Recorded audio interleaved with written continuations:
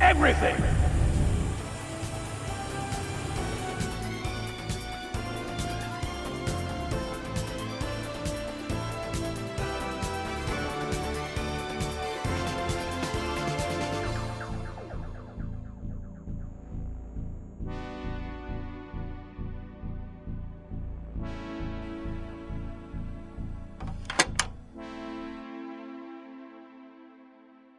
Welcome everybody to a very special and kind of different episode of Cinema Dopes here. We're not talking about a movie in this episode. No, we're talking about Peak. We're talking about probably one of the best projects to come out in this era of the mouse with Lucasfilm. Yeah, we're talking about Andor.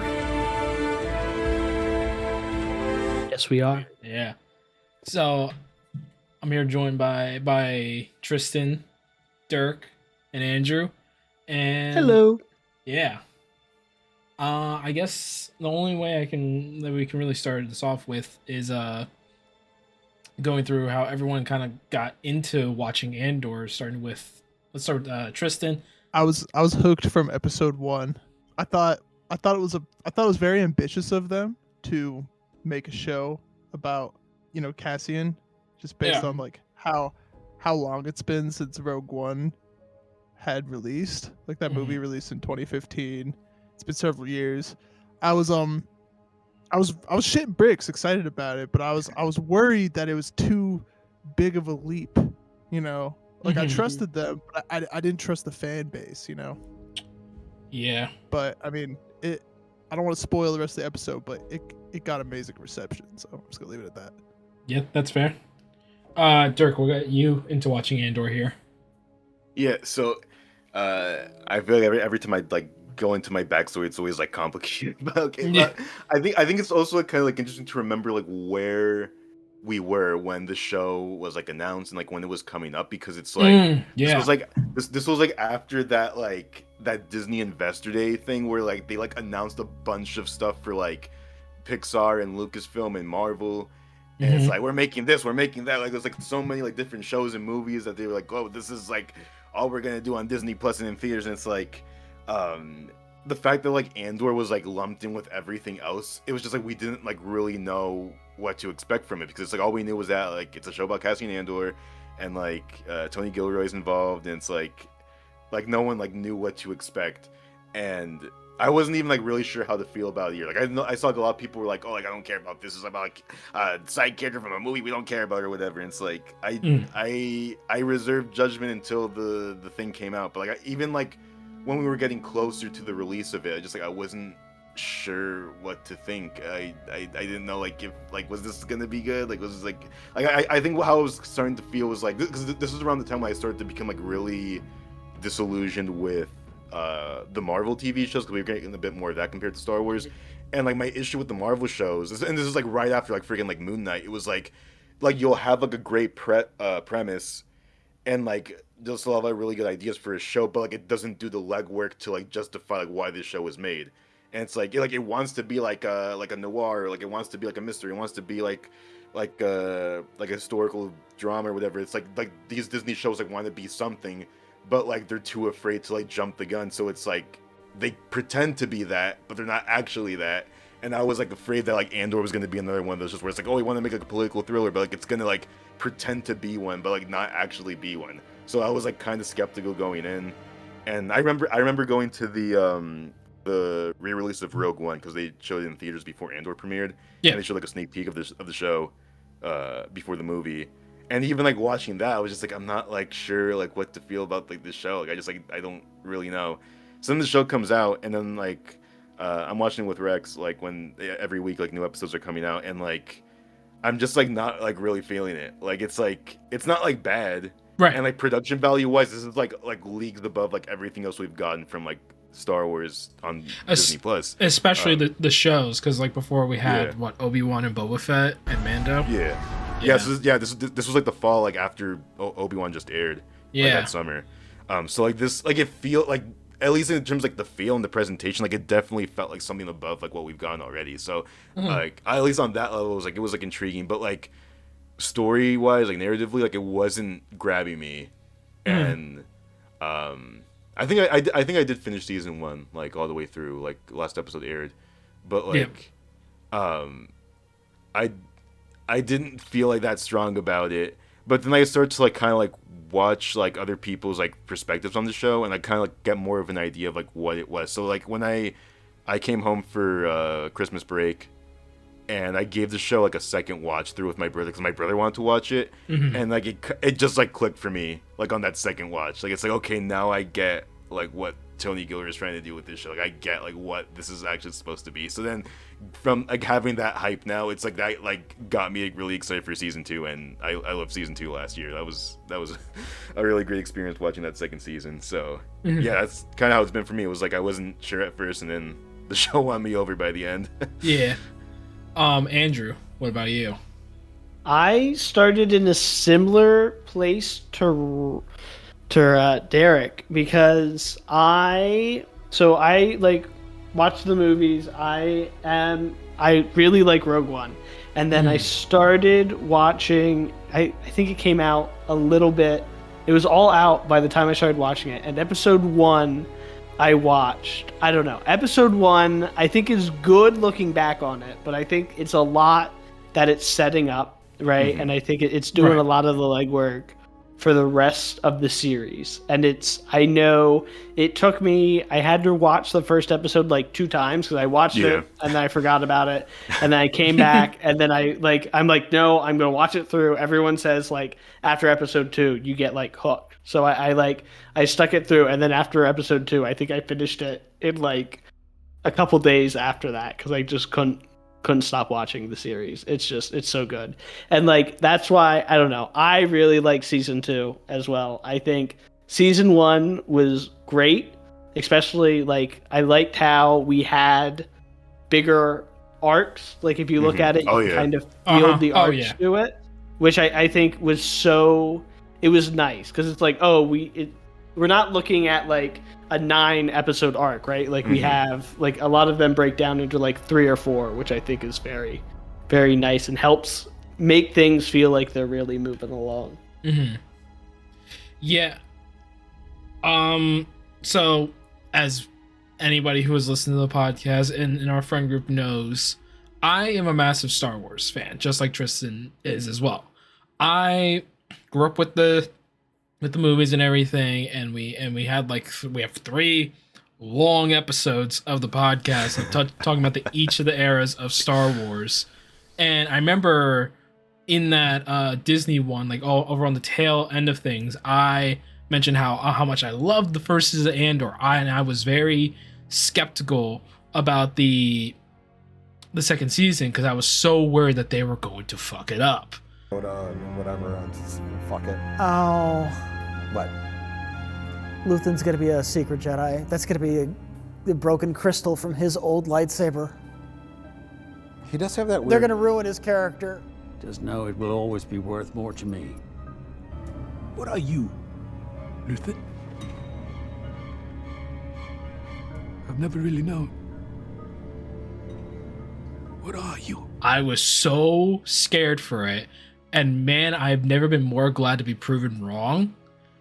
I think Andor is not only one of the best Star Wars shows to come out, it's one of the best shows in the last like 10 years to come out in general, in my opinion. And that's not even just being a Star Wars fan, that's just like appreciating the show as it is. Because it's just, we'll go into further detail onto why, but what really hooked me, especially with the first season, is just the first 5 minutes of Andor is literally nothing we've ever seen ever in Star Wars before. Like, and I guess like there's a good time to get into like spoilers, or for like light spoilers until we want to get into like the heavier stuff. But literally the first 5 minutes is Cassian going to a planet, going to like the night entertainment district of that planet, going into a strip club to try to find his sister, and then he gets followed by 2 cops and he ends up killing them. And that's the start of the show. Like, that's like some Blade Runner shit. And it's just like, holy shit. It's great. And how that single moment carries throughout the whole show, because it just, it's so good. It's so good. I will admit, yeah, there are issues in the first episode. All in all, I think the first episode of Andor is paced like nearly to near perfection. Like, especially when it's like not going into the flashbacks and stuff, because like that's definitely the weakest part of the entire like first 3 episodes is them constantly going back to Cassian's past and everything. Everything that takes place on Ferrix though, and like Cyril and everything, it's so fascinating to me.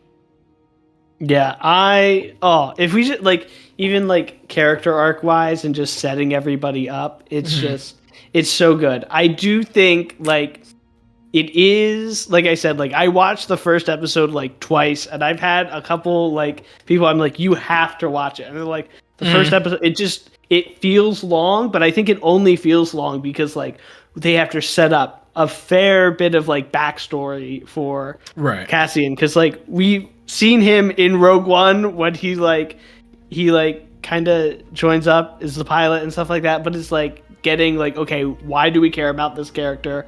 What is driving him? And it's just a lot to set that up, but I think it's definitely worth it.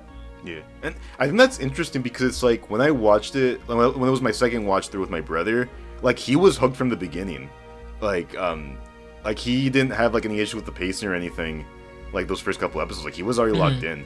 I think from his perspective, it's interesting because it's like, I think like one of the reasons why he wanted to watch Andor, because I was actually kind of surprised when he told me that he wanted to watch it, because it's like, I think like what interested him was that it's a Star Wars project that like takes itself more seriously, because like we've tried to watch like the Clone Wars, and I know like the show has like a huge like following and everything, but it's just like, and just parts of the show that we like, but it's like it just like doesn't click for us. Like we're just like not a huge fan. Like, and it comes down to like the execution. It's like I think both the Clone Wars and Andor have the same level of like emotional intelligence. It's just that with the execution, that like Clone Wars is like a wartime like action series that's like more geared towards kids. Like very even the people don't want to, also very serialized. Like it's not one long narrative like Andor is.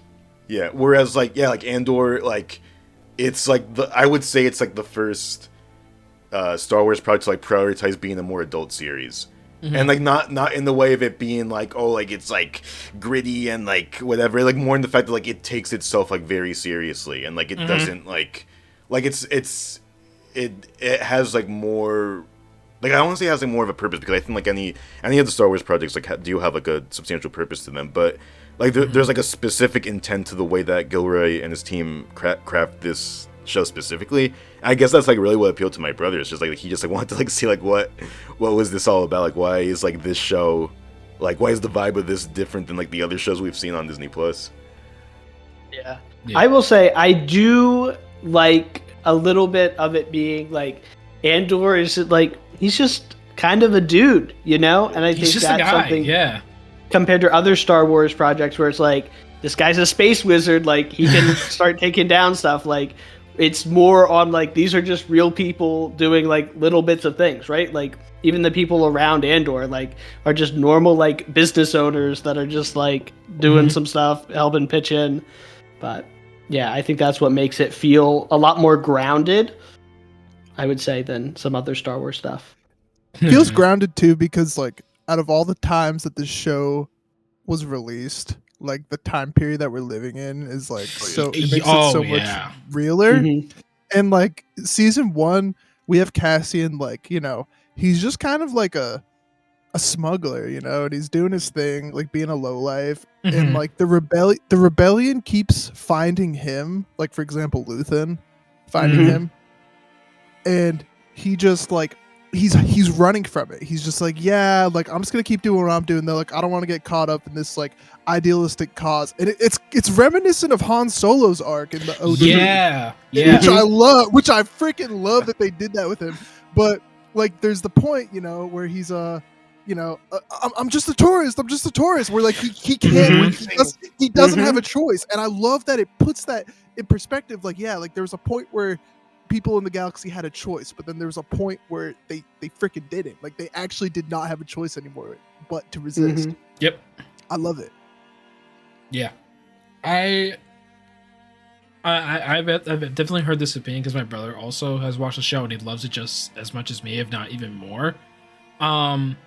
he said that Andor, one of the weakest characters in Andor is Cassian, but it doesn't mean Cassian's a bad character at all. It's because everyone else around him is just so much more interesting to like learn about. Like just like Tristan said, Luthen's probably one of the most fascinating characters in all of Star Wars, and he's just a guy who hates the Empire so much. Mm-hmm.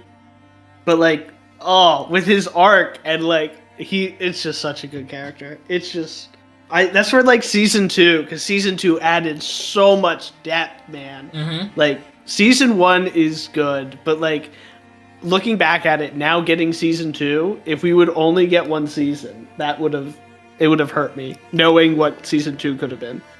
Yeah, I'm actually really glad. It's honestly a blessing in disguise that this show's only 2 seasons. Mm-hmm. It's like, because imagine everything, all those like year gaps we get in season 2, those would have been its own season. And I think by the time we get to the Gorman stuff, it would have been way too far. Like Diego Luna would have been like an extra 10 years than he was at the time. But that's the thing. It's like if Disney and Lucasfilm produced the show economically, that wouldn't be a problem.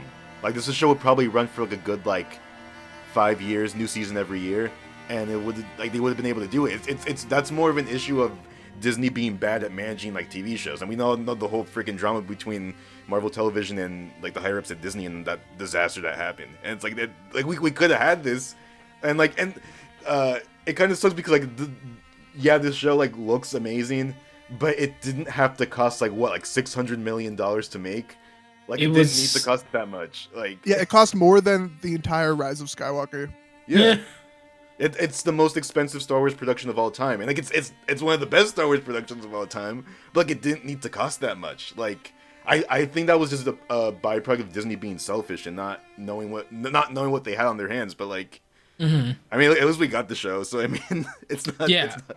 I will say, I think 2 seasons, I would always love another season of Andor, but I think also is a benefit them knowing, okay, we know what happens to Andor, right? We know what happens at the end, and being okay, going into it, knowing that it's we can probably get a solid 2 seasons, and being able to plan for that, I think then lets the writers work in that constraint so much better versus the American sitcom era where we just have these things that go on for forever and don't know how to wrap it up. It also really helps that you have a story that doesn't only revolve around Cassian. It also there's a little B plot story with Mon Mothma, or there's a story with Luthen, or there's a story with Dedra Miro. You have these little their own little stories to help carry the show whenever you're not showing Cassian, or when he's in the prison and he's all right, we're not going to show too much of it, so we're going to jump back and forth. And it's just that's honestly what carries the show so much more, is that the fact that we have all these different stories to tell, and they're all unique in their own way, but they all connect together almost not even almost perfectly. They're always overlapping with each other, very, I don't know how else to explain, just in a perfect sense. Yeah. They did really nail it. Yeah. I think out of everything, obviously we can gush and gush and gush. It's just basically you should really watch this show, and I think from now on we're gonna go into heavy spoilers of the show. So, what is everyone's favorite episode? I was gonna ask what's everyone's favorite arc, because I feel that's more of the way to go about it. Yeah. Ooh. I have my answer, but I'll let you guys go first. I gotta think. If we're doing an entire arc, I gotta think for a sec. I love the prison arc.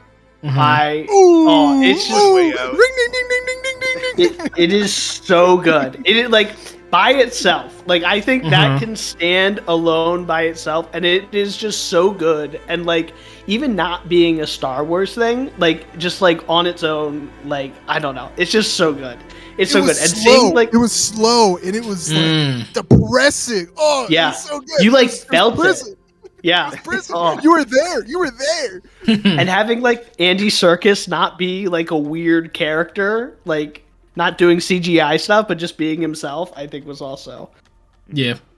Yeah, even when I was watching the show the first time, like even that arc was like still my favorite. Like I thought like those 3 episodes were like some of the best of like that first. That might be my favorite arc of season 1 at least, because I do really love, like that part. Oh yeah, out of all of season 1, that's definitely mine as well. One Way Out's probably the best episode of that entire season. Because it has not only brought tears to my eyes. Yeah, because it not only has the entire prison escape and everything, it has the most badass monologue ever from any like person in Star Wars with Luthen. Like that's just, oh man, it's I have goosebumps. I have goosebumps right now. Yeah, it's great. I want to talk about something specific about that arc, and it's at it's at the ass end of it when like Cassian and Melshi are like scaling that cliff, and like there's those 2 dudes that like I don't remember what they're doing, fishing or something. I don't even remember. Like fishers. Yeah, they're like fishermen, and like they're like, oh, we gotta like steal like their hot like their jumper, their space jumper, and like their those guys jumper, are like. Yeah, they're quad jumper. Like those guys, like I expected them to be like, like very like apprehensive about it, but like they were just chill guys. And like when you really think about it, like the Galactic Rebellion was just built on hope and chill dudes.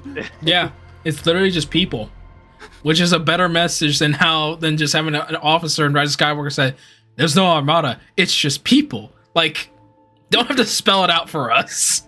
Yeah, it goes back to the show don't tell, man. And exactly. Well, the show does so beautifully. Yeah. But oh man. I mean, the Gorman arc is great too. I love that one. Yeah, I love it. I was gonna say like my favorite arc specifically is 7 through 9. Like season 2, 7 through 9, which is like the actual massacre itself. Yeah. The follow-up of like what happens because of it. Like those, because like those 3 episodes, like that is like the thesis of like why this show was made. Like 7 through 9 is like especially like Welcome to the Rebellion. Like that is like why the show was made, because it's like before that, like, and again, like I feel this happens every time we talk about Star Wars on this show, but like no offense to like the 5 fans of Star Wars Rebels, but it's like before whoa like that's all we had was like that show, and then like now we have like a much better executed version of like what the show was trying to do. It's like I'm so happy we have it now. I will. Rebels walked so Andor could run though, Derek. Like I don't know if you watch Rebels, but man, you have to. I'm talking to everyone. Rebels is good. No, you have to watch it. If I wanted to watch a preschool show, I would just go to Sesame Street. I will. Compared to Rebels, compared to like I don't know the Clone Wars, I think I like Rebels better just because I feel like there's a lot more focus, because like the Clone Wars has a bunch of random one-off episodes that are kind of like what's going on here. I feel like Rebels is a little bit more succinct. And the stakes weren't high. The stakes were not that high in the Clone Wars. It was just like, oh no, General Grievous got away again. And then like, in Rebels, the stakes are so freaking high because it's like there's just these dudes fighting against the Empire, the whole Empire, and like. Ezra's just a child. He's just a little guy, easily influenced by the dark side. I love how you're saying like the stakes weren't that high when there was a literal war going on in the Clone Wars show. A manufactured war that had no real stakes at all. Umbar would like to know your location, Tristan. The Siege of Mandalore would like to know your location as well. Talk about there's no high stakes. Come on, bro. Okay, there were no high stakes. I'm talking about for the main parties involved. Right, yeah. Like, for the Republic and for the Trade Federation. Like, it was like, know, whatever, like, but like for everyone else, for like your average bystander, of course there were stakes, of course there were. Yeah. Anyways, I do want to like rope it back around to Andor by mentioning I do appreciate the fact that they don't push away the other projects of Star Wars. Like they specifically mention. Like they set up the whole Mon Mothma being in her episode of Rebels and like how she's with the Gold Squadron right at the end of Welcome to the Rebellion. And that's a very nice and subtle detail to add in. Be like, yeah, no, we understand that there are other projects going on, or happened before this, we're not gonna like shy away from it. We're just gonna keep telling our own thing. It's not gonna change how we tell our story, though. Yeah. I think that's very mature of the show, because I feel like I don't have any specific examples, but it's like I don't know. I feel like a lot of other franchises where it's like when they have like entries that like a large amount of fans aren't a fan of, like they'll just like disregard it. But I think it takes like a lot of like maturity and restraint to like accept that, like, yeah, this is part of it. Maybe we don't agree with like a lot of the narrative choices in that project, but it's like it's still there. Like I like how they use the one base from Force Awakens. Like that's like a very prominent location in season 2. Like it's like it just makes the world like feel like more organic. Like it's like that, like that's there. Like that still exists. Like it's not it's not going anywhere. Like it's still part of the larger narrative of the story. So, you know, I do like a lot of those choices were made when both seasons of the show. You know, as soon as you mentioned the base, I forgot to mention another story that's being told during the show, Saw Gerrera and his band of partisans. It's benthic tubes. Yeah, that I am very glad, because I'm not a huge fan of Saw in Rogue One. Like, I don't think Forrest Whitaker does that great of a job. He's fine, serviceable. He is immaculate in Andor. Like, I feel like I understand perfectly how Saw Gerrera is as a character, especially at this point in time where he's not fully insane. He's like, but he's getting there. He's just angry and like violent, and we kind of need a rabid dog like that sometimes. But you also need a calmer head like Luthen to be like, look, we got to sacrifice Krieger just so you don't die. Luthen's arc is just amazing. Like, as far as I know, season 2 dives more into his past and how he like kind of gets set up, but I think that character arc is just so good. And like, I don't know how far into season 2 we want to get, but I mean, get into it. Yeah, we can get into it, like into it if we really want to. Yeah, I mean, like, oh my gosh, his death is crazy. And just like, oh my god, that whole episode is like edge of my seat the whole time. Oh, yeah, I am glad that I forget. I don't know if it was Tony Gilroy that said it himself, but I remember someone mentioned how Clea is more like the leader of the two of them, because like she's the driving force to like want to fight the Empire more than Luthen is, and I think that's very, very interesting to tell that kind of story too. It wasn't clear in season 1. No, it wasn't clearly that, but that was a brilliant way to tell it. Yeah, because you kind of assume like, oh, the older, like wiser of the two, and like the leader would be Luthen, but no, like she's in charge, and Luthen. You can imagine, based on like, again, show don't tell, like in season 2, like Clea's the one who's meeting with these rebels and like sharing information. Luthen stays put because his position is so important that like he can't risk being seen and like but Clea is a little more inconspicuous because she's smaller. She kind of blends in easier. She's a woman, which I don't know, that helps her for some reason. She's not more in the public eye. Yeah. It's just awesome. Also good. Yeah. Do we want to touch on each like arc from each season and kind of do it that way? Do you think that would be a good? Well, I want to talk about my favorite arc. Well, go ahead. Go ahead. The tree remembers, but the axe forgets. Yes. Easily one of the coldest lines like ever said like on television ever. Yeah. So potent right now too. Like the tree remembers, but the axe forgets. Like, holy shit! What? I think about Skeen on a regular basis. I need a poster of him in my room.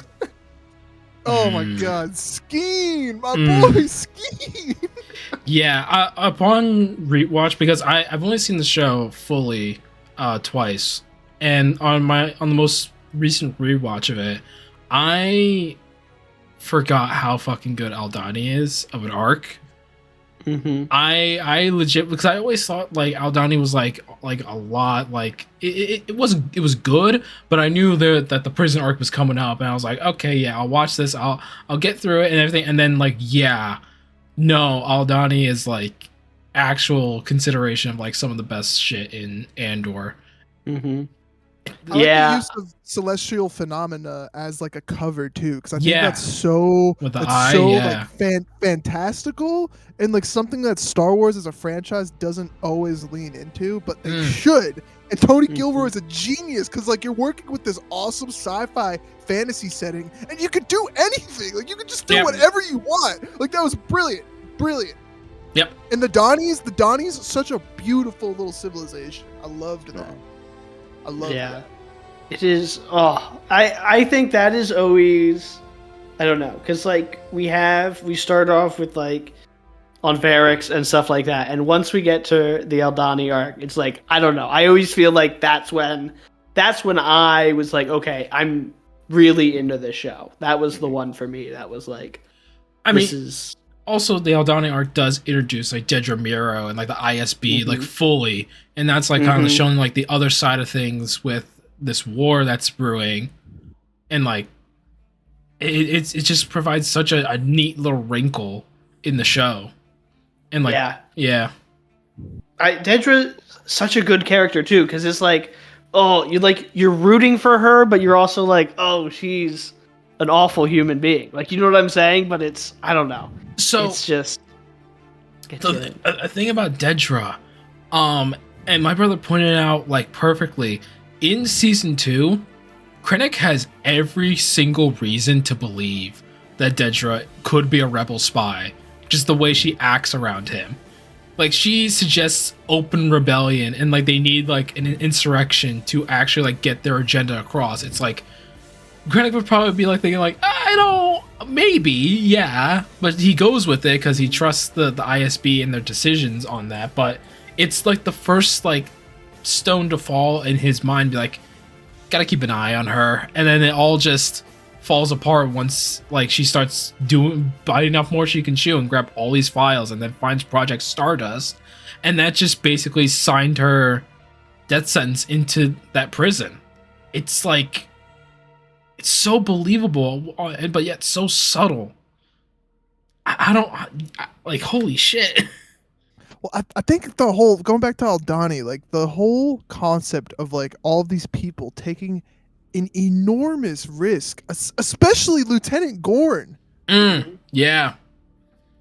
Everyone's just risking everything. First of all, their lives, of course, but like everything. Lieutenant Gorn built his life in this empire, and just decided like, okay, like I'm in. Like Luthen, it doesn't tell you how Lieutenant Gorn was contacted, but like, just Luthen having these strings and pulling all these people together. Even Cassian, like, like Cassian was an extreme liability to this, but like they needed him. They needed him to complete this operation, because it's just amazing to me. I love that arc so much, and like I think we need to give Nemec some airtime real quick too before we move on. Yes, well, fair. Because he's like, oh my gosh, even when they do it, because he's recording all of his stuff, and then he uses it that's what spreads out, right? And helps move the rebellion, which I think is it's a manifesto, thing. yeah. Because we even hear, I forget the dude's name, but he's literally listens to it before he... Pentagos, right? Yeah, before he ends it. Partagast. Yep, yeah. He listens to it, which is just like, oh my gosh. It's like the payoff for it is just so good.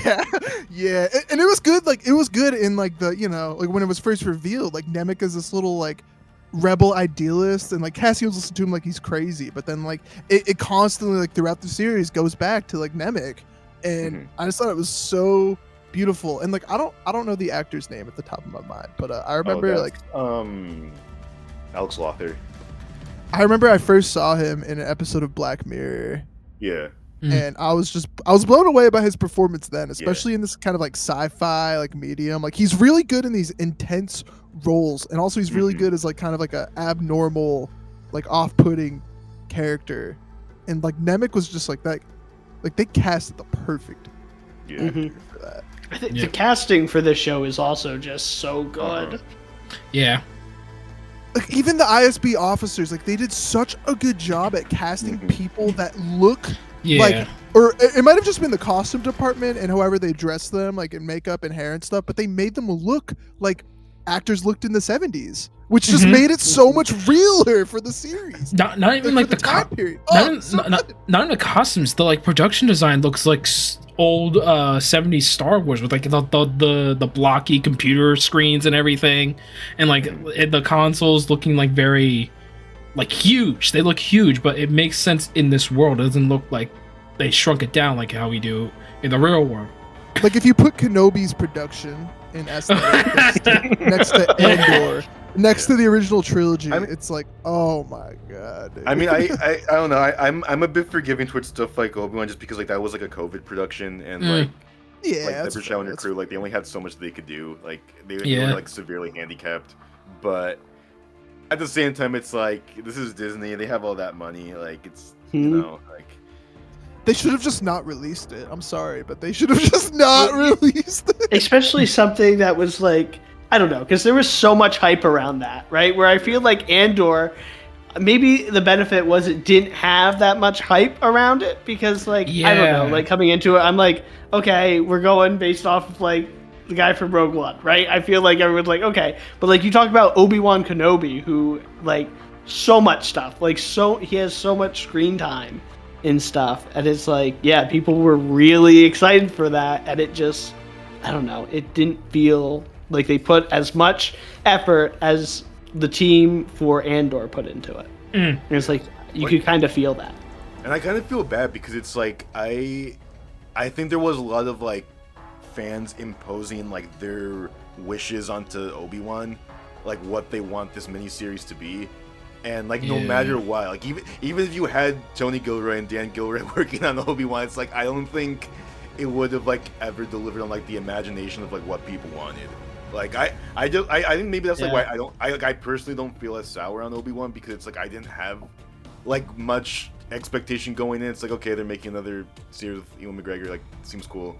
And I thought it was like alright for what it was, but like yeah, with like Andor, it's like they didn't have like nobody had that like expectation. For a show like this, so like I guess it kind of like gave them like the room to like explore so many like uncharted places of Star Wars as a mythos and like do a lot of new stuff with it.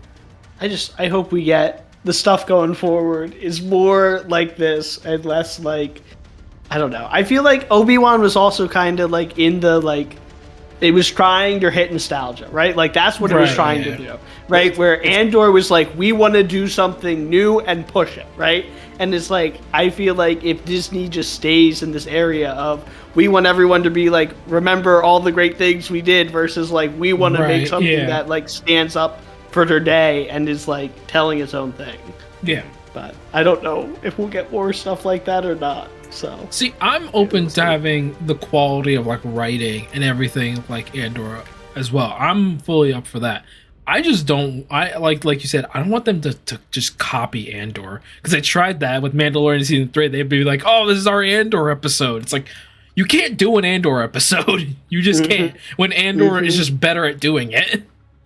Yeah, he's gotta like each property in the Star Wars can be unique, right? Like Mandalorian, like I feel like the season 1 of Mandalorian was great, and then it like I don't know. I feel like it became a cameo fest. Yeah, cameo fest exactly. But like also, I feel the thing that Mandalorian struggled with, and like the reason why Andor is so good, is that there were like hardly any stakes. Like it's like like we don't want Baby Yoda to get hurt, no. But like other than that, there were no real stakes other than like Mando reclaiming his honor. But like, who gives a shit, man? Who gives a shit? I care. I mean, season 1 I cared. Season 2 I don't. Yeah. I didn't care that much. Just two different boats. Though. Yeah. I think most of season 1's arcs are just like they're good. I do think Aldhani and the prison arc are the best. I really do. But even like when we go back to Ferrex, and we have Rick's Road. the final arc there. It's also it's so good. It's season 1. It's just I don't know. My personal thing is if you haven't seen it, you gotta You have to. You have to. I love seeing all the different perspectives of Cassian's journey here because Cassian goes through he disappears. He goes through all this stuff on Narkina 5. And Luthen and Clea and Vel and Cinta, they have no idea what Cassian's been through. And by the time of the finale, like they're out to kill him to protect the rebellion. Like the stakes are so high that someone who's a potential ally, they're ready to just ice him. They're ready to ice him just to protect themselves. Like, it's so good. The stakes. And then add the fact that the ISB is literally setting a trap for Cassian because his mother passed away, and they're torturing Bix on information. It's like you're adding on more stakes on. You put a steak on top of another steak, and you're cooking them at the same time. They both end up well done. Can we talk about the beautiful depiction of culture on Ferrex, of working class, just like community, the funerary brick. Can we talk about the brick? When I die, I don't want to be buried. I don't want to be cremated. I want to be made into a brick. Just one solid brick. I want you to use that brick to hurt a fascist really bad. That would be so sick. I remember seeing memes of that where it's like Youngling Slayer 9000, Marva's brick, who would win?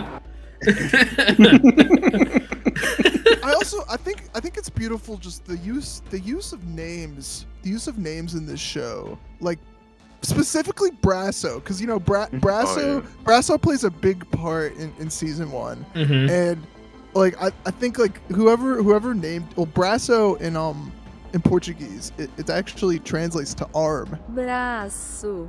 Yeah. And I just thought that was really cool because Brasso is he's a essential limb of this rebellion body that is taking form here in season 1. I might be getting a little too analytical here, but but when he takes that brick and just smashes it, the shards of the plastic stormtrooper helmet just it's so good. I also with Rick's Road just want to also I don't know if anyone else has anything else to say, but I think it's both satisfying and terrifying when Dedra gets grabbed by the people of Ferrex, and it's just we're and I full on thought we were going like almost Mad Max here, and they're gonna tear her apart. When I first watched Andor, I was like, are we gonna how violent are we gonna get here? How violent are we gonna get here? Yeah, they would do anything for Marva because she cared so much, but she was old and she couldn't do much to fight, but she inspired people, and she urged her son throughout the whole series to just do something. Yeah. And in her final moment of stay, where she's like, "Oh, fuck the Empire" on her little hologram, and then the Empire covers it. That's it. The people of Ferrex have had enough. Not only did they cover it, they full on kicked the fucking droid. They kicked out the damn droid. Yeah. You don't do that to my boy. Emo. Yeah, you don't do that to B2. You don't do that to him. He's just a little guy. He's just a little chill guy. You don't do that. He's just a little guy. A little guy with a stutter. I love him. I love it's B2. just so good. It's that. Dude, season 1's just so good, which is also crazy about how good season 2 is. Right. I don't know when I was expecting season 2. I'm okay, they know we're gonna end it, but I'm can it be as good as season 1? And it's that's always the fear, and it really knocked it out of the park, I will say. We haven't really touched on season 1, the political drama of the Mon Mothma arc. Well, I will say it's so good. But my first time watching it, I was like, I think it was just it lost my attention a little bit. But on the rewatch of season 1, this was before season 2 came out, I was just man, they're doing something here that they have never done before in this Star Wars medium. Yeah. Yeah. Not to the scale. Not to the scale. I will say, what is it? That was the one thing with the prequels had a lot more stuff that people didn't like. like the political aspects of it, but they figured out the formula here because it was engaging. I will say. Yeah, I feel like with season 1, everything that's building up to Mon Mothma, it all, like, her character keeps going after this, but it all, like, kind of culminates into the first 3 episodes of season 2 with Niamos. Yeah. And it's just... Now is a good time to give our flowers to the 2 brilliant composers on this show, Nicholas Britell and Brandon Roberts, for the amazing score that they composed for these 2 seasons. Like, especially like in that first arc of season 2, like those final moments of Harvest, like that is like insane. Like I don't even know how anyone could just come up with like the soundscape of this show. Me and the club on Chandrilla. Like, that's a perfect way to end an arc there, of just leaving you numb after everything that happened with Rosso, and then it's just Mon Mothma is just pounding cocktails and just numbing her way through the wedding because she knows her old fucking like childhood friend is about to get iced because Luthen's like he's gonna leak shit to the Empire. Yeah. It's like, we gotta get rid of him. Oh god. When they did the drops, they did it via arcs, right? Like, we got all the arcs. Yes. 3 episodes a week. Yeah. It was crazy. Cause I remember being there because like that was like 3 hours worth of stuff that would drop, and I'd be like, I gotta watch it. Like, I couldn't stop mid arc. It was crazy. Never. It was so never good. could. It was so good. It was very human the way they portrayed the rebellion in the scope of Cassian in season 1, especially in the scope of Mon Mothma in season 2, but also like in the scope of Saw Gerrera throughout his entire storyline, starting in the Clone Wars, of course, because like we meet Saw Gerrera and he's like this idealistic freedom fighter, and like you go on and you see he just starts abusing drugs and losing his mind because like fighting against something like, first obviously like the Republic forces, because he was a separatist, and like you move on and then he's fighting against this empire. Like, anyone would lose their mind, so anyone in this caught up in the struggle is bound to like seek some sort of escapism. And you see Cassian, his escape method is women. You know, you find him in the brothels or Niamos. He's with a lady friend that, like, you know she's like go get me, I forget what she asked him to get. She asked him to get her some kind of drugs, like they were planning to have like a nice little evening in, you know, they're gonna get messed up. And then Mon Mothma in season 2, like you just said, she's drinking and dancing at like your corporate, you know, events and everything. And it's like it's beautiful that they added that human element into Star Wars that we don't really see a lot, that like it's hard on people and they lose themselves in it. Yeah, I think like more than any other Star Wars project, like this is the one that really humanizes this world. Like, of course, like since the very beginning, 1977, like it's always been a fringe that like we have like empathized with and like we cared about these characters like since the beginning. But I feel like this is like the first time where it's like really taking the time to slow down, like really give the audience like the perspective, like this is what it actually is to be involved in this conflict, like how it not only affects like the main characters we see in the space opera, but also like the people you don't see, like all the people who are having to, like, through this. through Glupshido. Like what is he dealing with? Like it sucks, man. Like, it's always funny to me, just in the perspective of the entire Star Wars universe, that something like Andor exists in the same realm as like Babu Frick does. Or Babu Frick is dealing with all this, like. Yeah, where is he? He is. Bro had to adapt, and he made a living for himself, you know. Andor exists at the same time that Jar Jar Binks exists. It's like, we so free. Yeah, it is crazy thinking that is, you're in the same world, right? Like, And I do also want to point something out. I saw, it's not as recent, but I saw there was a major complaint of Andor on how there's like no aliens in Andor. It's all just humans and everything. And that's not entirely true, though. That's not true, especially on Ferrix. Like rewatch all season 1 of Andor and look at Ferrix. There were like so many aliens there. Look at What's the Narkita 5? What's it called? Niamos. Mm-hmm. Oh, it's just called Niamos. Oh, Niamos is the beach place that he gets arrested. Yes. Just a tourist. Yeah, there's tons of aliens there too. There's tons of Wonderful aliens in use of season the 2. shore troopers, by the way. I love seeing them brought back and put in like a enforcer context rather than just like, the Battle of Scarif. Like, I just see Yeah. them there. Like, it was so cool seeing shore troopers doing their thing. Yeah.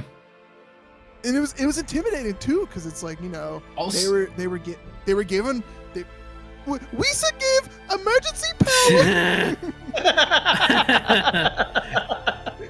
to ape off that point, also the security droids, the TX droids. Mm-hmm.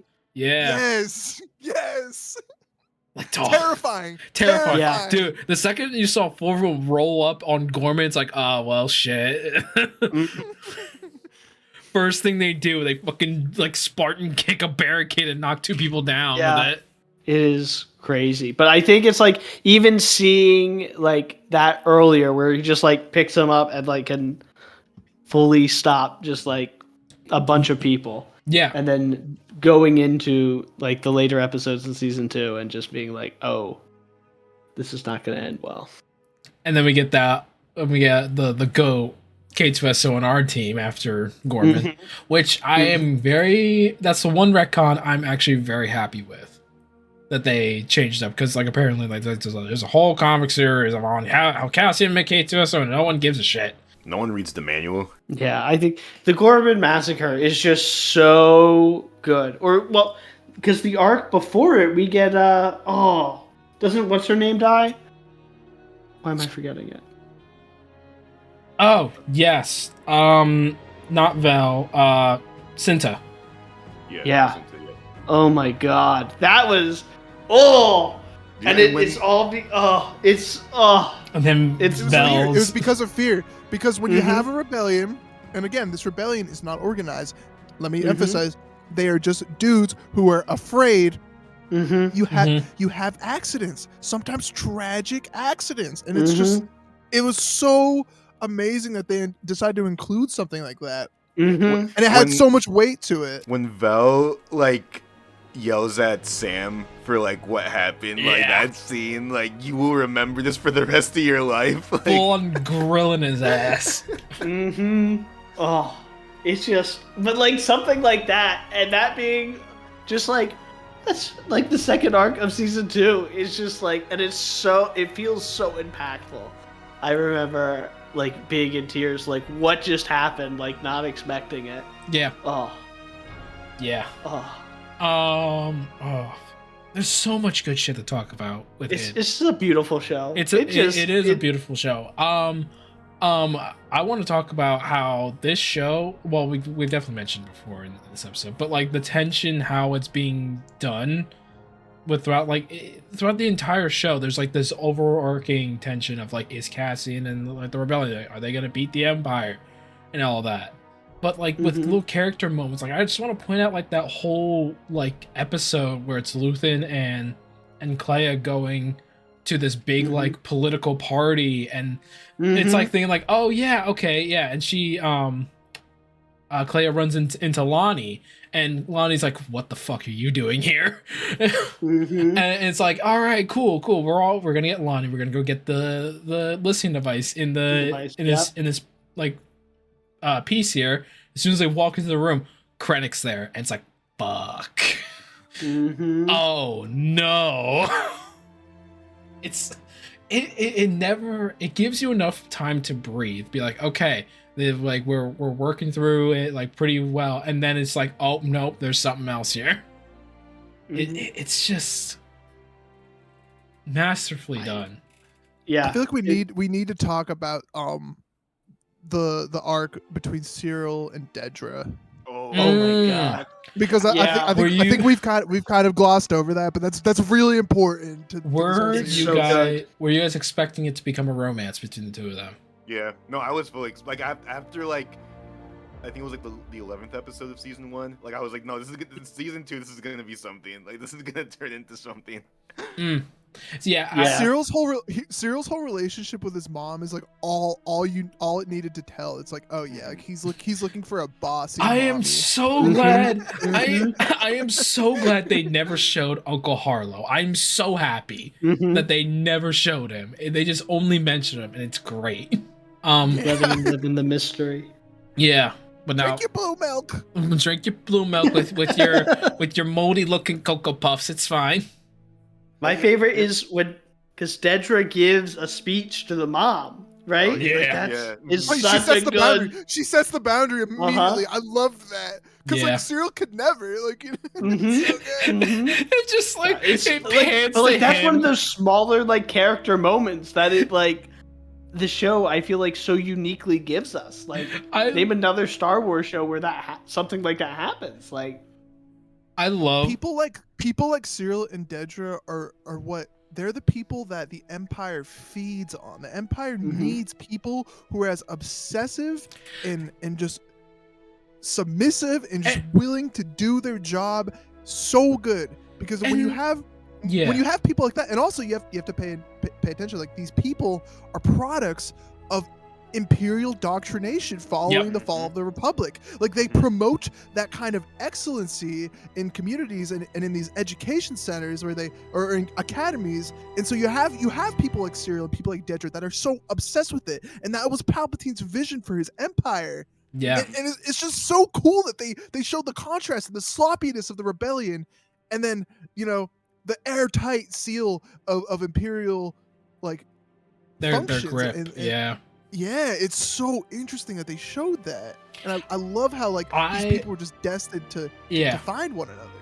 I also love how while yes, these characters are pieces of fucking shit. Like Dedra is a fascist like officer that's working for the Empire, and Cyril is like kind of like her lapdog. Cyril's not doing this for the Empire. He's doing this because he thinks he's doing it for the greater good. Because he saw he heard about two of his coworkers getting killed by this random guy, and he wants to bring him to justice. And it all spiraled out of control to the point where he is overly obsessed with finding Cassian. And it's up until he finds out that Dedra's just using him, and as to a means to an end to get to Project Stardust and get that off the ground even more. Like once he realizes that there are bigger things that are going on that are even more evil than his own mission, that's when he snaps on her and like leaves. And just finds himself like lost in this like chaos until he finds the thing that brought him here in the first place, being fucking Cassian, and he just goes ape shit on him. And he doesn't even know who the heck he is. It's such a gut punch. It's like, oh shit. You can see at the end of his arc, like him realizing like he's the bad guy, right? Like he kind of gets that when like the Gorman massacre is happening. He's like, I've been here. I lived with these people. Even he was doing some interfacing with like the rebels and being like the person leaking the information. But he's like, what are we doing? He saw that and like realizing that before he went out, and then like having that idea and then seeing Cassian and forgetting all about it is like, I don't know. There's something beautiful about his arc. He really had the and there's arc, something so real about the Gorman massacre taking place, and then the Imperial news outlets placing blame on like, it's so crazy. Like what, dude, it's a miracle. It's a miracle that Disney allowed this to be produced. I'm gonna be honest, it's a miracle, and part of me thinks it's just because they weren't watching it. They were just like, oh yeah, you made us tons of money in season 1. You made us tons of money in season 1. Just go for it. Oh, they're gonna love it. But like, oh my god, how real could you get? It's like looking into a fucking mirror. Like the news outlets, bringing the news outlets into the bigger picture of Star Wars. Like, I was not expecting that. But like, I thought it was so beautiful that they used that. Like, because it just makes sense. It's like, that's how you have people like Cyril, and that's how you have people like Dedra. Like the media, when the Empire controls the media, the people are sheep. They're sheep. Yeah, I love how they all like also with the news. I love how there's like a E network for Star Wars. That's really funny. Yeah. There's a lot more levity in like the last half of season 2. than there is with the rest of the show, and that's mainly because of K2SO. Like after the Gorman massacre, it's like we need some fucking levity here. Oh yeah. Like and he like he's chilling with Cassian and Melchi playing cards and like constantly like bickering with them. It's like we need something light here. I remember like after the massacre, I was watching it because I was like. We finished watching it and I thought, okay, that's the end of the show. I'm like, it just felt like such a good ending. And then I'm like, where do you go from here? And then I'm like, oh no, we get like 3 more episodes on top of that. I was like, amazing feeling. Oh my god, amazing feeling. Yeah. Like this was a smorgasbord of Star Wars writing. That's the best way to put it. Yeah. Like our bellies were full, and he just kept feeding us more. Don't worry, Andor fans. We got 3 more episodes to feed you. But it was like it felt like a bonus because I don't know, like the Gorman massacre. It felt so like wrapped up, right? Like we were, because like the arc before it was also feeding into it, and it just like I don't know, and it like we wrapped up like Zero, and like I don't know, it like it did a lot that makes you feel like okay, like we're starting to wrap up, which I guess it was our second to last arc, so of course, right, we're gonna do that. It feels after the Gorman massacre. I think it's important to note here that the Cassian tried to leave. After Gorman, he was fully done. Yeah, he's like, that's it. Like this has been like it's been fun, guys, but I'm out. All right, like good luck. He wants to go. You got this. He wanted to go live a life with Bix, so Bix made the decision for both of them to leave before he could, because she knows that he's really fucking good at this. And oh my god, that last arc is the most bittersweet like ending to a show I think I felt in a long time, because like it's like starts with like Luthen dying, and then like getting Clea out and everything, but just like that final episode, there's like not a lot of action outside of them leaving Coruscant, like the first like 10 minutes. The rest is just him screaming at the Rebellion Council, being like, guys, what the fuck are you all doing? Luthen has information about a weapon that the Empire's building here. Get your heads out of your asses and let's move. Yeah. And I also want to mention, because we're now on like Yavin and everything, how they handle the Force in this show is so brilliant. Especially with like Luthen. He's like, because when he has a whole conversation in like the end of season 1 with Cassian, he's like, you're always around. Something's going on and you're always around, and it's just like clear I need you then. Like there's something in the universe telling me that I need you to help me with this. And it's like that. Yeah. You don't need to over explain it. You have the Force healer. It's a dead religion pretty much. And it's fascinating. Yeah, I do like how they, like, he kind of plays it up to like, oh, she's just some crazy lady. Yeah. Right? And it's like, oh, so good. Because, like, of course they haven't, like, lived and experienced any, like, magical space wizards. Like, no, but you have people who are just believers because they remember the hope that the Jedi once brought them. And it beautifully sets up characters like Chirrut Imwe. I'm one with the Force. The Force is with me. Yeah. Oh, it's so good. Yeah, it's so good. And like, because I know like the ending shot, right, is just him. We see him marching to his U-wing. But then don't we get a shot of his child and with Biggs. at the end, which is oh my god, dude. Funny story. So I think season 1 of Andor could have been its own show, like from beginning to end. That's how Cassian's story ends. He's joins the rebellion and they never see him again. But the fact that the fact that they did more in season 2 and still ended it in the same sort of like bittersweet ending of he's never going to see Bix again.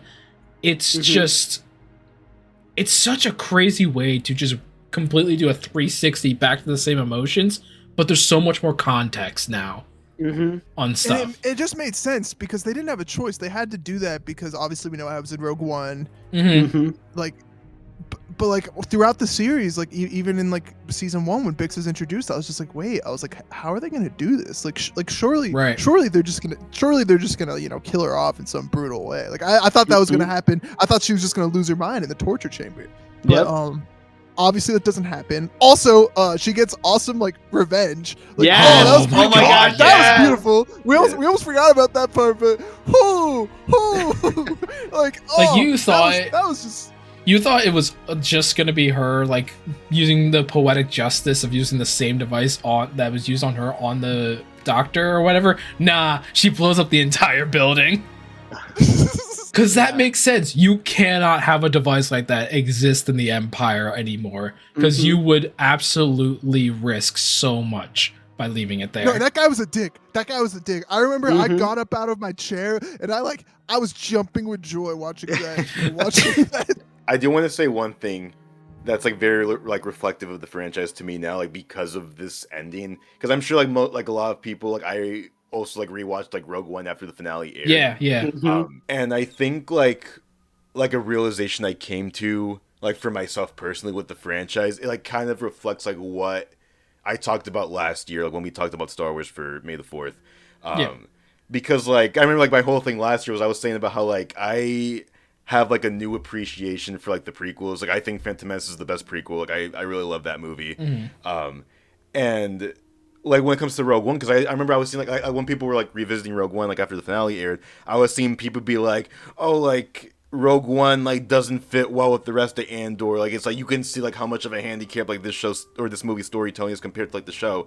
And like for me, I think like my new perspective on the franchise and like kind of like an analogy of like how I view everything now is that it's like let's assume that like Star Wars is like everything that happens in this franchise like actually happened like long ago in the galaxy far, far away, and that each show and movie we get is just like an adaptation of like what the filmmaker thinks like happens like in this world. So it's like Gareth Edwards' interpretation of like the Battle of Scarif and like the events of Rogue One, like that's like his interpretation of like what the story is, as like where like Tony Gilroy's perspective on like what like the events of the Andor series, like that's like him making like his show like in his perspective, just like how like George Lucas made the Phantom Menace and like this is like what like this specific like story is being told. Like that's how I view it now. So like it removes like the block of like having like an expectation or a comparison of like what Star Wars should be. Like Star Wars is like Star Wars is whatever it needs to be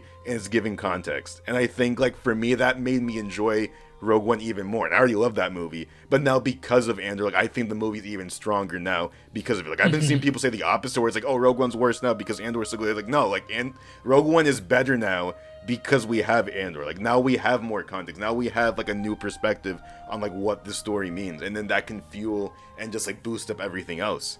And I would even say that same thing goes for the original trilogy and the prequels. It's like now that stuff is even better now too because we have Andor. It's just like another story that gives us like a different perspective and like gives us a new thing to appreciate about the other movies.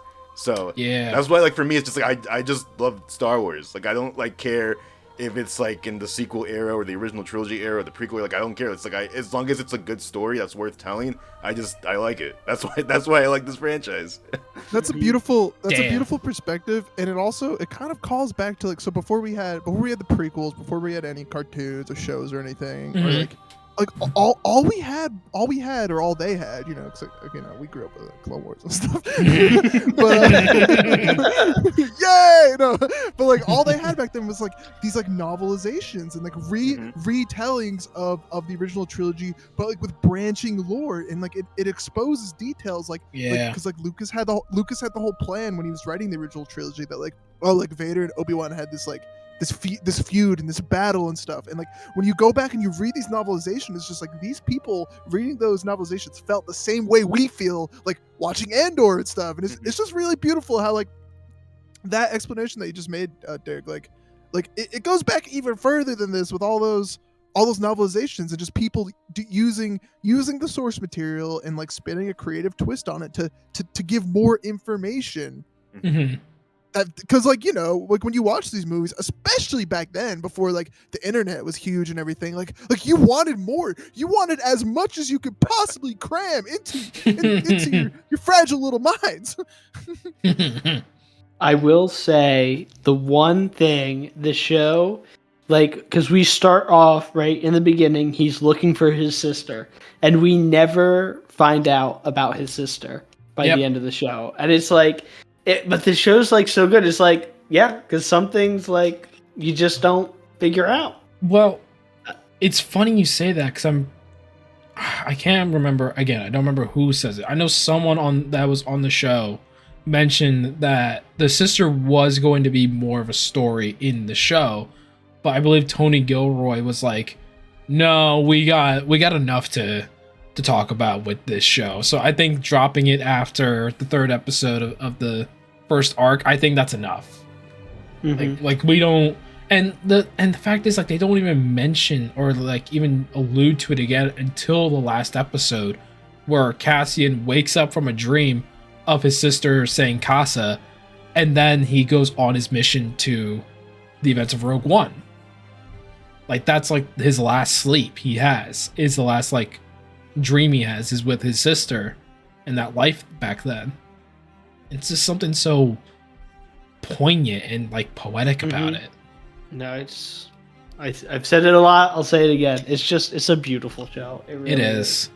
Now the question is this your guys' favorite Star Wars project? 100% mine. I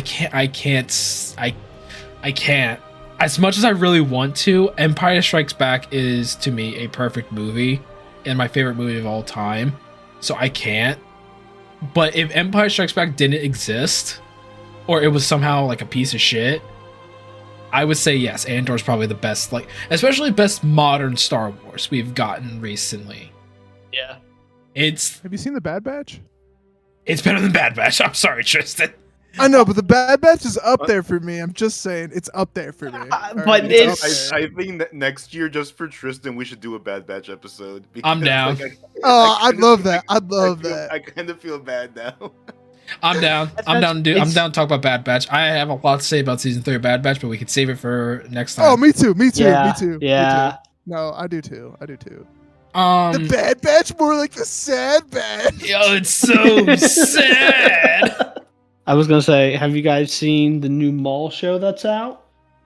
Has anyone? No, I have not. Oh, wait, it's out. It's out. The first 2 episodes are out. The first 2 episodes, guys. I don't know. I'm hyped for it. I watched them at the time of this recording. I watched the first 2 episodes, and by the time this is out, I'm pretty sure the show is over.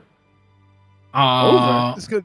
Yeah, because it's like a limited. I don't know if it's a limited series or not. Or it might be like wrapping up like next week after this is out. Either way, it's like it's on like the latter half of when it's coming out. So I've only seen the first episodes. Animation's great. The animation is crisp. The story is an interesting one to tell, and I'm very like intrigued to see where they go with it. Yeah. When was it? It was the end of. No, it wasn't. What? It was the end of Solo, where we kind of got a tease of for like it, and like, yeah, and I was like, I'm like, awesome, I want to see it, and then like nothing until like this point, which is I don't know. I feel we're gonna get Sam Witwer on the podcast. That'd be awesome. I would actually love to have like pick his brain about like Maul and like Star Killer and all that. I would just give him a list of voice lines to say. We would shred his voice every 10 minutes. He has to scream Kenobi. The only other thing I ever like want to talk about with this is just how, and I know Derek already said it, but like Rogue One is not ruined by Andor at all. I used to like I used to like the third act of Andor, of Rogue One the most. Now, after watching Andor, the first 2 acts of Rogue One are just immediately better. Yeah. Especially like when we're first introduced with Cassian in that show or in that movie, and like getting all this context of him of how he acts.